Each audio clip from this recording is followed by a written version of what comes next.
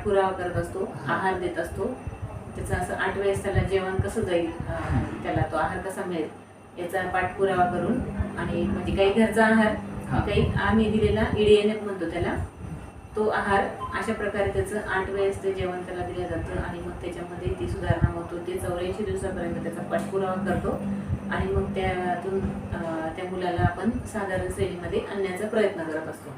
आणि अशा प्रकारे हे करत करत आम्ही लसीकरण, संदर्भ सेवा, आरोग्य तपासणी, त्याच्यानंतर मुलींसाठी, किशोरवयीन मुलींसाठी दर शनिवारी बैठका होतात. गरोदर महिला, स्तनदा महिला, त्यानंतर किशोरवयीन मुली, पालक असतात, बाबा पालक, यांचा सहभाग आता आम्ही वाढवतोय.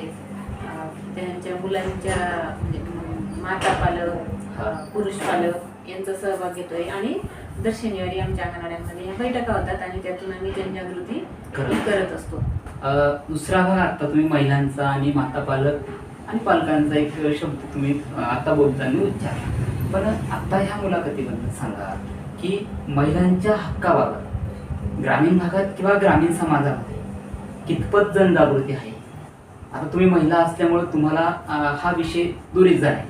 तुम्ही प्रकल्प अधिकारी पदापर्यंत येता, याचा अर्थ तुम्हाला त्या बऱ्याच कल्पना असतील, अडीअडचणी तुम्हालाही आल्या असतील, बरोबर आहे. पण ह्या सगळ्या अडीअडचणी असताना ग्रामीण भागातल्या ज्या महिला आहेत त्या महिला कितपत जनजागरूक आहे, विविध आरोग्याच्या विषयात असतील, शैक्षणिक विषयात असतील, काय? आता काही प्रमाणात महिलांचं जागरूकतेचं प्रमाण वाढलेलं आहे पहिल्यापेक्षा. आणि वेळोवेळी आम्ही मार्गदर्शनही करत असतो, मातासभा घेतो. आता सुद्धा आमचा सप्टेंबर महिना हा पोषण माह म्हणून आम्ही साजरा करत असतो.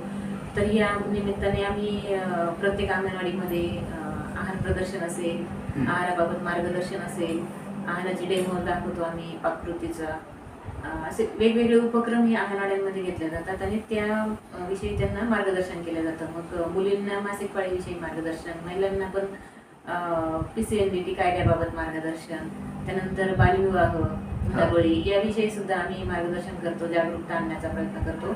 आणि आहाराविषयी जागरूकता म्हटलं तर आता हा 17 सप्टेंबर ते 16 ऑक्टोबरपर्यंत आपल्या देशाचे माननीय सन्माननीय पंतप्रधान यांनी हा पोषण माहच हा दरवर्षी हा साजरा करण्यात येतो, सप्टेंबर महिना पूर्ण. तर या महिन्यामध्ये आम्ही पूर्ण आहारावर जनजागृती करण्याचं हे काम करत असतो की म्हणजे आपल्या भागामध्ये जे उपलब्ध आहेत, वोकल फॉर लोकल, म्हणजे आपल्याकडे जे उपलब्ध आहे त्यातून आपल्याला कसं आपल्या आहारामध्ये पौष्टिकता वाढवता येईल याकडे सुद्धा लक्ष देणं गरजेचं